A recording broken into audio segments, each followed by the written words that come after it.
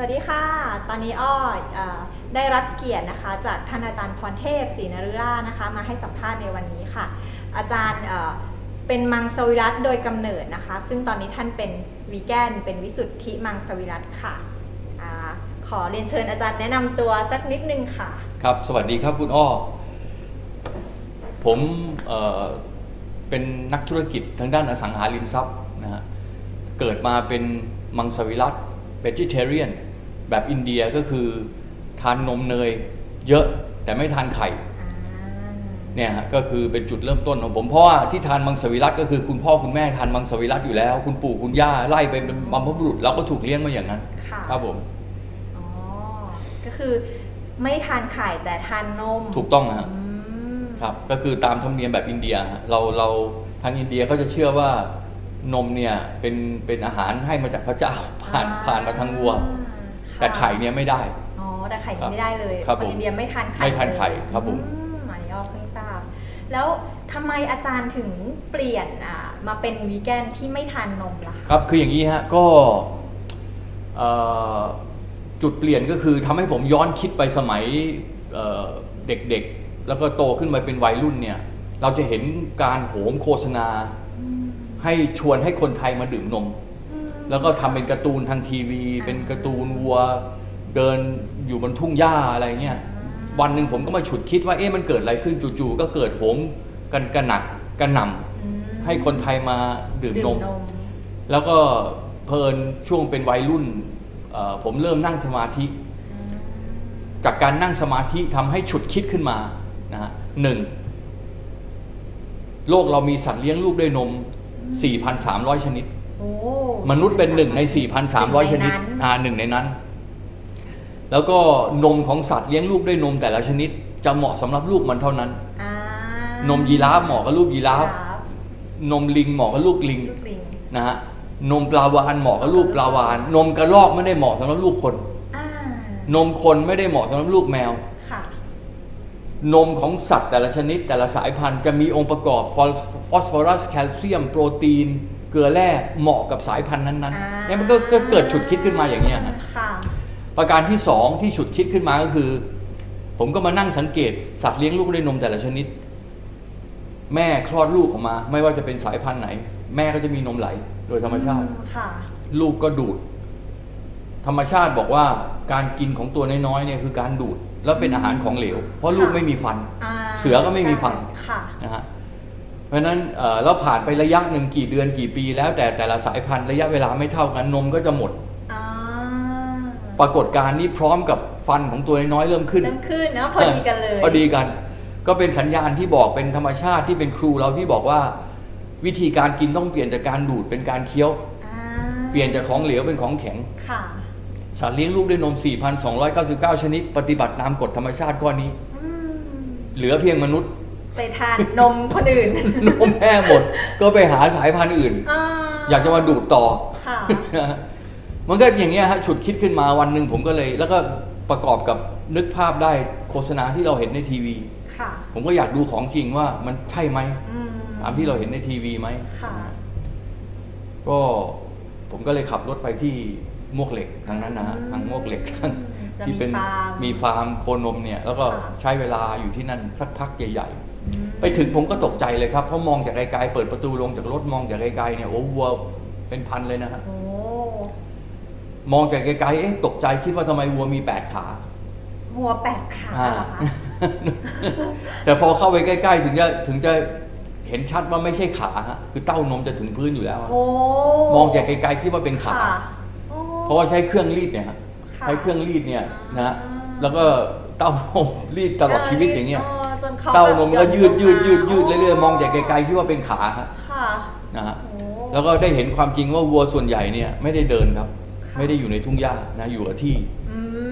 เราอาหารไปป้อนให้ถึงที่เขาโดนจำกัดอยู่ในนั้นดูจำกัดแล้วก็อาหารก็ใส่วิตามินใส่อะไรฮอร์โมนใส่อะไรลงผสมลงไปในหญ้าวัวโดนฉีดยาทุกวันเพื่อให้นมเยอะๆนะจากธรรมชาติวัวให้นมได้วันละ3 ลิตรกลายเป็นว่าถูกฉีดยาเพื่อกระตุ้นให้นมวันละ10 ลิตร20 ลิตรนะเป็นฮอร์โมนถูกต้องเคมีต่างๆให้โตเร็วให้นมเยอะๆสารพัดนะฮะ แล้วใช้เครื่องรีดเครื่องไม่รู้ยุคนี้ผมไม่รู้นะเครื่องอาจจะทันสมัยขึ้นนะแต่มันมียุคนึงเนี่ยเครื่องไม่รู้ว่านมหมดแล้วยังรีดอยู่เนี่ย โอ้ ถ้านมหมดแล้วยังไปรีดอยู่เนี่ยอะไรออกมา เลือด เอาฮะ น่าสงสาร เนี่ยฮะคือสิ่งที่ไปเห็นแล้ววัวก็เหมือนเวลานี้เราหลงไปนะไปถามหลายๆคนเนี่ยก็จะไม่รู้ข้อนี้นะนี่เรื่องจริงนะเพราะเราเดินเข้าซูเปอร์มาร์เก็ตเราซื้อนม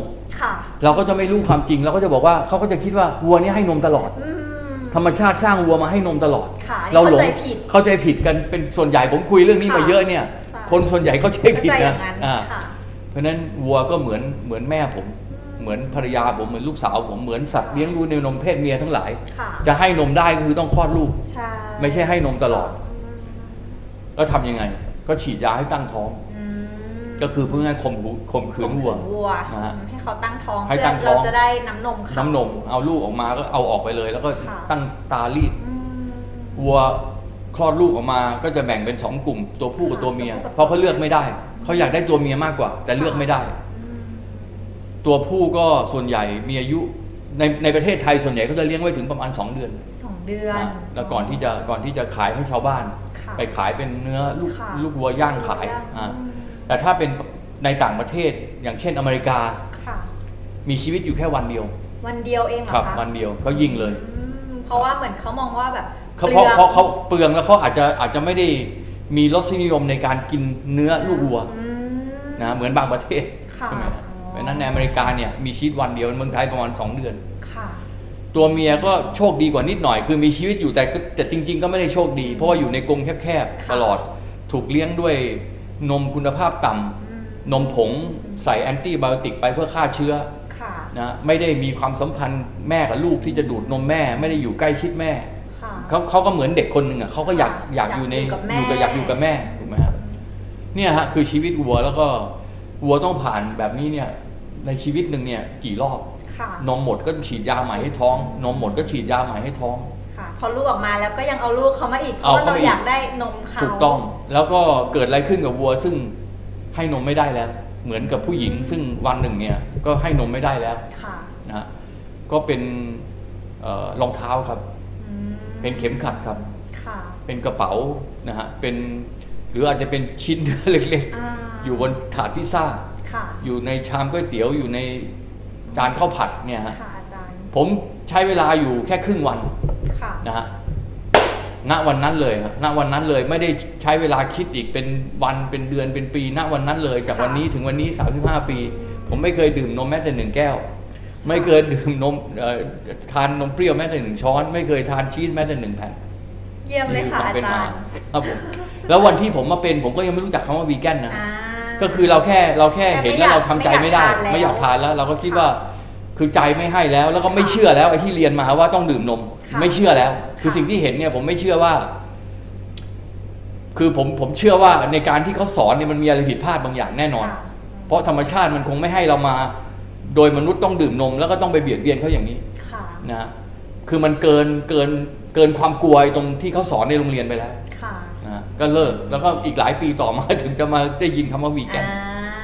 เนี่ยแล้วอาจารย์ได้ยินคำว่าวีแกนครั้งแรกนี่คือผมก็จำไม่ได้เลยนะจำไม่ได้เหมือนกันแต่ว่าน่าจะหลายปีต่อมาแล้วก็คำนี้พอได้ยินครั้งแรกก็ยังไม่เป็นที่รู้จักเหมือนในยุคนี้นะก็ยังเป็นชื่อที่ยังอยู่ในวงแคบมากที่มีชื่อนี่มีมานานแต่อยู่ในวงแคบมากยิ่งในไทยนี่แบบปัจจุบันยังไม่เยอะด้วยนะคะแต่ว่าเหมือนแบบแนวโน้มที่จะเยอะขึ้นเรื่อยๆถูกต้องขอโทษนะคะอาจารย์อายุเท่าไหร่แล้วคะผมจะไม่จำฮะได้ค่ะผมเป็นคนไม่จำไม่สนใจอายุให้ดูกำลังแต่ก็คืออาจารย์ทานวีแกนมา30เท่าไหร่นะวีแกนมา35 ปีครับเวจิเทเรียนตั้งแต่เกิดเวจิเทเรียนตั้งแต่เกิดก็คือสมัย35 ปีที่แล้ววีแกนยังไม่เป็นที่รู้จักไม่มีไอศครีมทานไม่มีช็อกโกแลตทานไม่มีเค้กทานฮะ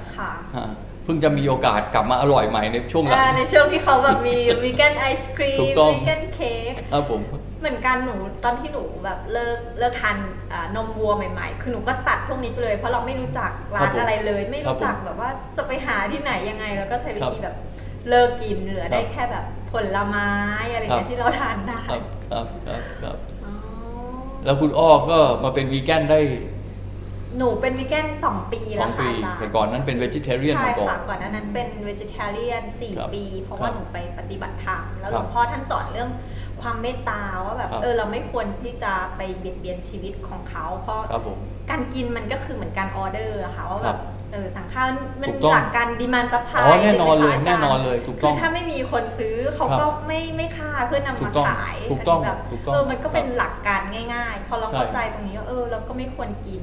ก็คือแต่ตอนนั้นตอนแรกยังทานนมกับไข่อยู่ซึ่งหลวงพ่อท่านก็บอกว่านมกับไข่ก็ไม่ควรกิน อืม แต่เหมือนที่วัดยังหย่อนอยู่สำหรับ ครับ ถ้ามีคนมาแบบ ครับ ทำบุญก็ยังเหมือนรับอยู่ ครั ค่ะ บ แต่ตอนนี้ที่วัดเป็นวีแกนแล้ว อ๋อไม่รับเลย ค่ะ โอ้ ไม่รับแบบ โอเค พวกไข่พวก ครับ นมใช่ ครับ อ้อเปลี่ยนมาเป็นวีแกนก็คือตอนที่อ้อไปเจอเพื่อนเยอรมัน โอ ค่ะ เค ชื่อเบนเขาเป็นวีแกนแล้วช่วงนั้นอ้อก็เริ่มมีความรู้เรื่องอุตสาหกรรมเหมือนที่ท่านอาจารย์กล่าวไว้อะค่ะ ครับ ก็คือเราไปอยู่ในกลุ่มแบบวีแกนออฟไทยแลนด์ไปศึก ครั ษา บผม ข้อมูลมาบ้าง ครับผม แล้วก็เลิกไม่ถึงกับเลิกเราก็เริ่มลดเริ่มแบบกินน้อยมากๆ แต่แบบบางทีนมมันอยู่ในขนมปัง มัน ครับ อยู่ใน ครับ แบบเหมือนชีวิตประจำวัน บางทีเขาผัดผักเขาก็ใส่ไข่ ใช่ แล้วก็แบบพยายามกินให้น้อยลง แต่ว่า ครับ ยังไม่เลิก จนกระทั่งเจอเบนชาเลนจ์เบนถามว่าทำไมยูไม่เลิกเลยแล้วจะเรียกตัวเองว่าวีแกนแล้วจะได้บอกคนอื่นว่ามันไม่ดียังไง ใช่ แล้วก็เขาก็พูดมีเหตุผลนะหนูก็เลย ครับ แบบเลิกเลยค่ะ อันนี้ก็คือ 2 ปีมานี้คือเต็มตัว ใช่ค่ะไม่ทัน ครับผม ไม่ทันนมไม่ทันไข่ ครับผม ค่ะ ครับผม แล้วก็พวกแบบตอนแรกก็ไม่ได้ทานแบบเค้กไอศครีมอะไรอย่างเงี้ยเลยค่ะ เพราะว่าเราไม่รู้ว่าจะไปทาน ที่ไหน ที่ไหนที่เป็น อืม วีแกน ครับ เราก็ตัดไปเลย จนกระทั่งหลังๆนี่หนูเริ่มแบบรู้จักร้านวีแกนเช่น ใช่ แบบวีแกนารีเลิฟวิ่ง ครับ ฮาร์ดอะไรเงี้ยหนูไปบ่อย ครับผม ก็จะแบบเอนจอยทานได้ค่ะอา ครับ จาร ผม ย์ ครับอันนี้เรื่องไข่เนี่ยขอให้ความรู้นิดนึง ค่ะ เพราะว่าทำนองเดียวกับที่ชาวอินเดียเนี่ยค่อนข้างยึดติดกับเรื่องนม ผมสังเกตว่าคนไทยเราค่อน ก็ ข้างยึดติดกับไข่ ไข่ ถูกต้อง ให้คนไทยมาเป็นมังสวิรัตินี่ง่ายกว่าที่จะให้เลิกไข่ ดูแล้วเลิกไข่นี่ยาก จริงค่ะจริง ครับ เห็นหลายคนติดกิน ใช่ไหม ไข่ ฮะครับแล้วก็บางทีเกมการตลาดเนี่ยเขาก็คิดเรียกชื่อไข่ลมอะไรขึ้นมา คือพยายามจะสร้างภาพว่าไข่เนี่ยไม่มีชีวิต ค่ะ เป็นไข่ลมกินได้อะไรทำนองเนี้ยนะ ค่ะ ผมอยากจะอธิบายอย่างนี้คือไข่จะเป็นวีแกนได้ใน2 กรณีเท่านั้น 1ก็คือเราไปเด็ดมันจากต้นไม้ ทำนองเดียวกับไปเด็ดมะม่วงไปเด็ดกล้วยเด็ดองุ่นนะมันขึ้นที่ต้นไม้ไปเด็ดมันจากต้นไม้อย่างเนี้ยคือไข่คือวีแกน ค่ะ หรือกรณีที่ 2 คือสังเคราะห์ในห้องแลบ อ่า โดยไม่มี DNA ใดๆจากสัตว์ ค่ะ นะอย่างนี้คือวีแกนแต่ถ้าไข่ออกมาจากแม่มัน เราจะไปเรียกไข่ลมเรียกอะไร มันก็เป็นเกมการตลาดมันก็คือ ใช่ะอาจารย์ มันก็คือการกินเด็กที่โดนทำแท้ง อืม นะฮะ ถูกค่ะอาจารย์ แล้วก็มองในแง่วิทยาศาสตร์มี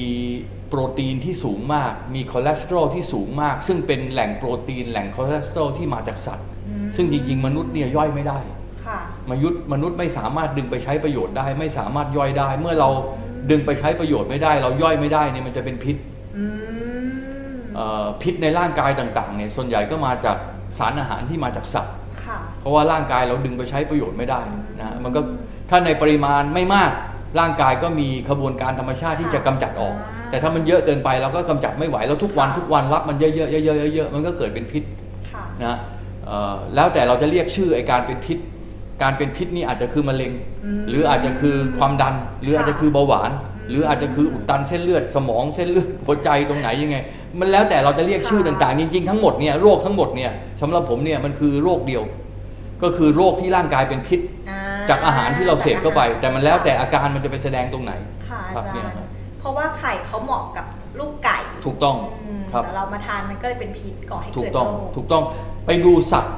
ที่กินสัตว์เป็นอาหารนะฮะอย่างเช่นเสือนะฮะ ค่ะ เสือก็ไม่กินไข่นะ อ่า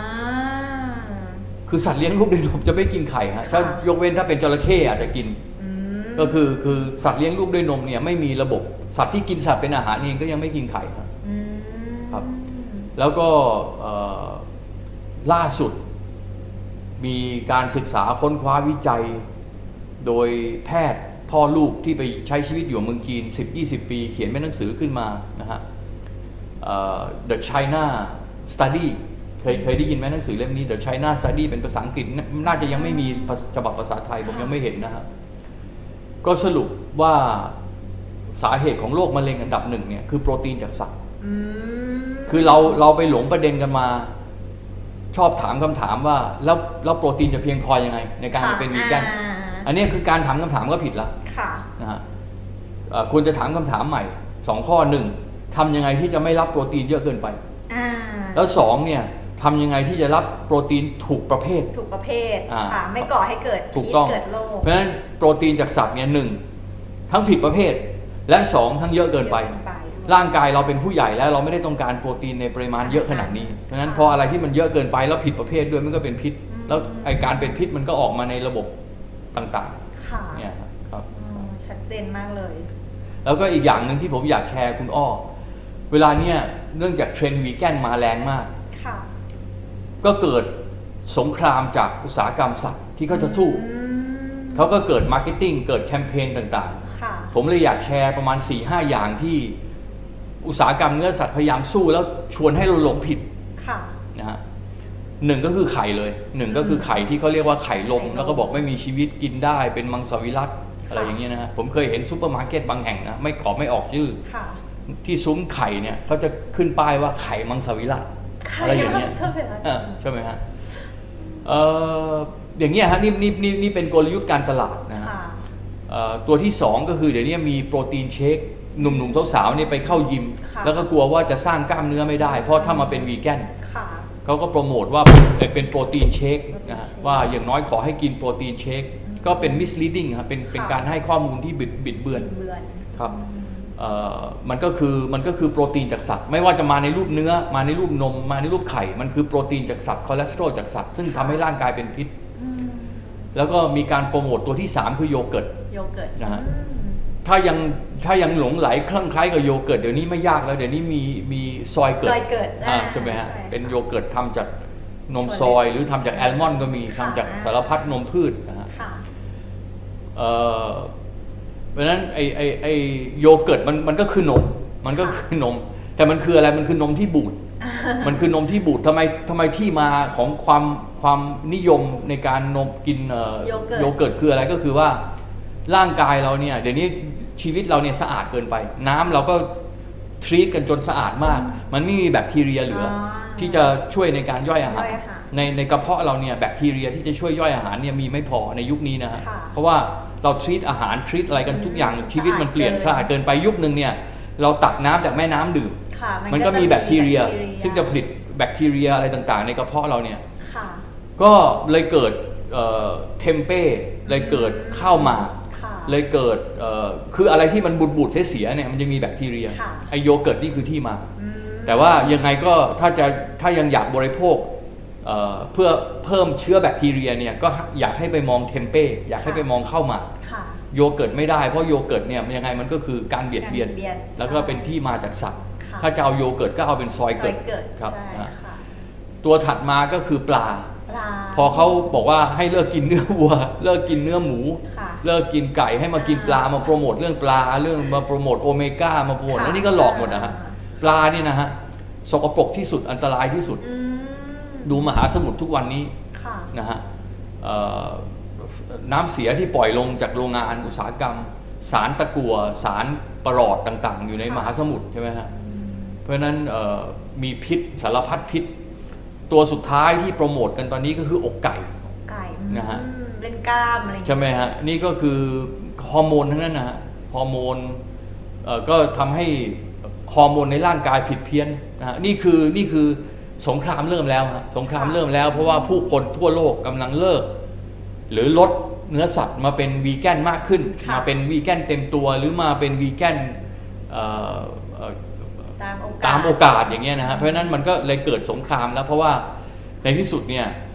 ก็อยู่ที่ผู้บริโภคที่จะรับรู้ข้อมูลที่จะเสพข้อมูลแต่ว่าเป็นโอกาสดีของวีแกนเพราะว่าโลกวันนี้เปลี่ยนเราไม่ใช่ใช้สื่อทีวีอย่างเดียวแล้วเรามีสื่อที่อยู่ในมือถือเราใช่ไหมฮะ YouTube ต่างๆเนี่ยที่คุณอ้อมาทำตรงนี้สุดยอดเลยนะฮะเพราะว่าโลกมันเปลี่ยนพวกเราทุกคนมีแหล่งข้อมูลที่จะรับรู้ข่าวสารพวกเราทุกคนสามารถเป็นบรรณาธิการ เป็นผู้อำนวยการสร้างหนังใช่ไหมฮะ ใช่ ได้เองหมด ใช่ อย่างเช่นงานที่คุณอ้อมาทำนี่สุดยอดครับ ขอบพระคุณค่ะ ครับผม เอ่อก็วันก่อนหนูก็มีโอกาสเจอคุณตูน ครับผมเอาคุณตูนโอเค แบบ โอ วี เค แกนแบบ ครับผมใช่ บอดี้บิว นั เด ก อ ล่า ร์ใช่ ครับผม ค่ะ คือเหมือนมันก็พิสูจน์ได้ว่าอ้าวไหนขาดโปรตีนคนนี้ดูขาดไหมชัดเจนเลย ใช่ ของ ค่ะ ตัวจริงเลย จริงเลย คุณตูนทานถั่วทานธัญพืชหลากหลายเงี้ยทานไม่นานแล้วเขาก็ย่อยแล้วเขาก็ไปเหมือนแบบไปออกกำลังได้เลยไปสร้างกล้ามได้เลย แต่ว่าเพื่อนเขาที่ทานแบบเป็นเนื้อสัตว์เนี่ยค่ะก็ต้องนั่งย่อยนั่งแบบ อืม พักคือมันใช้กระบวนการ ถูกต้อง ย่อยนานกว่าที่จะแบ ถู บ กต้อง ได้เป็นพลังงานมา ถูกต้อง แค่เรื่องนี้ก็แบบก็เหมือนแบบได้เวลาที่เราควรจะไปทำอย่างอื่นนะ ถูกต้อง แล้วก็คุณค่าทางอาหารคือมันไม่ได้ด้อยไม่ได้แย่ไปกว่าแบบเนื้อสัตว์เลยเพราะคุณตุลนี่แบบเป็นแชมป์ประเทศไทย ผม ใช่ ขอแย้งคำพูดตัวนี้นิดนึง ได้ค่ะ นะฮะมีหลายคนก็ชอบพูดประโยคนี้ว่าคุณค่าอาหารไม่ได้ด้อยกว่า แต่ว่าผมจะแย้งผมจะแน่นอนเลยแน่นอนเลยนะ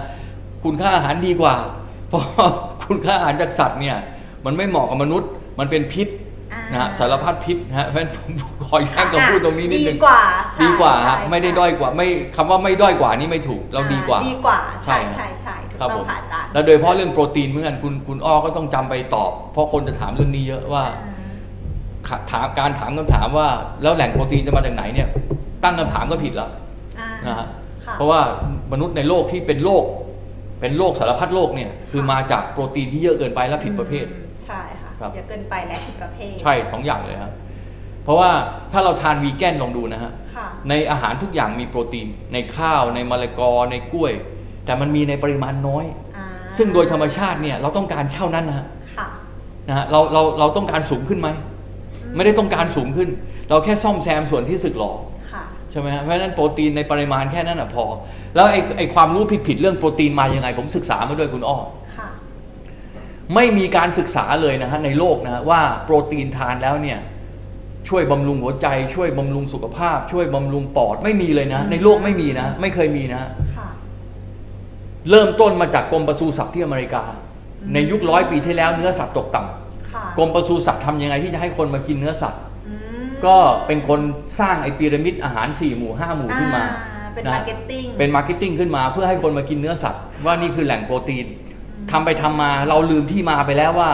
ใครเป็นคนให้ความรู้เรื่องนี้ จริง ๆ คือกรมปศุสัตว์ ค่ะ จากนั้นเนี่ยวงการแพทย์ก็ขานรับยังไงเขาก็ดูว่ากล้ามเนื้อของคนเนี่ยส่วนใหญ่คือมันคือกล้ามเนื้อคือโปรตีน ค่ะ ก็เลยเอาตรงนี้มาสรุปเลยว่าใช่ต้องกินโปรตีนเยอะๆแต่จริง ๆ ไม่ได้มีการศึกษาเลยนะ ค่ะ แต่ในทางตรงกันข้าม 10-20 ปีหลังเนี่ยมีการศึกษาในทางตรงกันข้าม โปรตีนจากสัตว์เป็นพิษ อืม นี่ฮะ ค่ะ อาจารย์คะแล้วถ้าเราทานโปรตีนถูกประเภท ครับ เช่นแบบโปรตีนจากพืช แต่ ครับ ทานในปริมาณที่เยอะ อันนี้มีผลกับร่างกายไหมคะว่าแบบเยอะเกินไป ครับโปรตีนจากพืชถ้าในปริมาณเยอะก็จะเป็นพวกถั่ว ค่ะ คนเราจะไปทานเยอะได้แค่ไหนฮะ อ่า คือถั่วมันจะไปทานเราจะไปทานมื้อเช้ามื้อเที่ยงมื้อเย็นถั่วตลอดนะมันก็คงไม่ใช่อะ ค่ะ ผมว่ามันก็คงเป็นไปไม่ได้อะฮะ ค่ะ ยังไงเราก็ต้องทานข้าวเป็นหลักถูกไหมฮะ ใช่ค่ะ ข้าวกับแกงมันก็อาจจะมีถั่วแกงถั่ว ถ้าเป็นอินเดียก็ข้าวกับแกงถั่วถ้าเมืองไทยก็ข้าวกับแกงผัก ค่ะ เมืองไทยเราอาหารวีแกนเนี่ยจะเป็นผักเป็นหลัก ค่ะ แต่อินเดียเนี่ยอาหารวีแกนจะเป็นถั่วเป็นหลักเนี่ยฮะมันก็จะไปเยอะแค่ไหนอะฮะ ค่ะ ใช่ไหมฮะเพราะฉะนั้นผมว่ามันคงไม่เกิดโอกาสที่จะเยอะเกินไป ค่ะ ครับ ก็คือสำคัญก็คือเราต้องทานให้ถูกประเภท ถูกต้อง ค่ะ ถูกต้องครับผม อาจารย์มีอะไรอยากเสริมไหมคะ อยากฝากถึงคนที่เขาสนใจที่ ครับ จะมาเป็นวีแกนแต่ไม่ ค รู้ รับ จะเริ่มยังไง ครับ นะคะ ก็อยากฝากอย่างนี้นะฮะแฟนๆรายการ Hello Hello Vegan Vegan ของคุณอ้อนะฮะอยากให้ดูแนวทาง 4-5 แนวทางนี้ถ้าสนใจวีแกนนะฮะเริ่มจากสัปดาห์ละวัน อ่า ทุกวันพระหรือทุกวันเกิด อ่า เสร็จแล้วเราก็เพิ่มเป็น2 วัน เราก็เพิ่มเป็น3 วันมาแนวทางนี้ก็ได้แนวทางหนึ่งนะฮะแนวทางที่ 2 ก็คือวันละมื้อเช้ามื้อเที่ยงมื้อเย็นเอามื้อหนึ่งทุกวันน่ะต้องเป็นวีแกนแล้วง่ายที่สุดผมว่ามื้อเช้า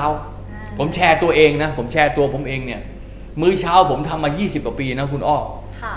เช้าถึงเที่ยงเนี่ยผมพยายามบังคับตัวเองว่าไม่ทานอะไรเลยยกเว้นผลไม้ อ่า นะฮะผมจะทานมะพร้าว1 ลูกทุกวันผลไม้1 จานมะม่วงองุ่นฝรั่งอะไรก็แล้วแต่ตามฤดูกาล หิวอีกก็ทานอีกหิวอีกก็ทานอีกเพราะผลไม้เนี่ยเราทานแล้วจะหิวเร็ว ค่ะถึงเร็ว พยายามให้อยู่ให้ได้ด้วยผลไม้ถึงเที่ยงเนี่ยผม ค่ะ สร้างวินัยให้ตัวเอง อ่า แล้วมื้อเที่ยงมื้อเย็นผมทานปกติทานอะไรก็ได้นะแต่ว่าต้องเป็นวีแกนนะฮะวีแกน100%แล้วผมพยายามเริ่มด้วยสลัด อ่า สลัดแล้วจะทานก๋วยเตี๋ยวต่อจะทานข้าวแกง จะทานโรตีจะทานพิซซ่ามื้อเที่ยงมื้อเย็นได้หมดนะฮะอันนี้คือแนวทางที่สองแนวทางที่สามก็อาจจะมาเริ่มโดยเขี่ยออก อ่า ก็เขี่ยเนี่ยเขี่ยเนื้อเขี่ยอะไรออกทานแต่พืชผักนะฮะก็มีหลาย ๆ แนวทาง แต่ถ้าจะถามผมให้ตอบแบบฟันธงนะ คือถ้าเราเห็นว่าอะไรดีเห็นอะไรไม่ดีเนี่ย จริง ๆ มันต้อง เริ่มได้เลย มันต้องฟันชั่วเลย ค่ะ ถ้าเราบอกว่าบุหรี่ไม่ดี เลิก แล้ว เลย จะไปลดทีละมวนทำไมใช่ไหมฮะ ใช่ไหม มันต้องลดก็ลดทีเดียวเลย ใช่ค่ะ ถ้าถามผมให้ตอบแบบฟันธงมาเป็นวีแกนทีเดียวเลย แต่ว่าในที่สุดก็แล้วแต่ละท่านสะด ค่ะ วก ว่าแต่ละคนมีกำลังใจแค่ไหน ถูกต้อง เข้าใจแค่ไหน ถูกต้องยังไงก็ดีแน่นอนนะฮะดีต่อตัวเราสุขภาพเราดูดีต่อชีวิตสัตว์ สาธุด้วย ดีในเรื่องกฎแห่งกรรม ใช่ค่ะ ดีต่อโลกของเรา โลกเราด้วย นะฮะ สิ่งแวดล้อมด้วย เพราะฉะนั้นมองในทุกแง่ทุกมุมนะฮะวีแกนคืออนาคตครับ ค่ะ ครับ ค่ะ ก็งั้นวันนี้ก็ขอบพระคุณอาจารย์มากนะคะ ครับ ที่ ขอบคุณครับ ให้เกียติมา ขอบคุณที่แวะมาครับ ขอบคุณ ครับผ ค่ะ ม โอเค ถ้าชอบคลิปนี้อย่าลืมกดไลค์ กดแชร์ แล้วก็ subscribe ช่อง I am all ด้วยนะคะ แล้วเจอกันใหม่คลิปหน้าค่ะ สวัสดีค่ะ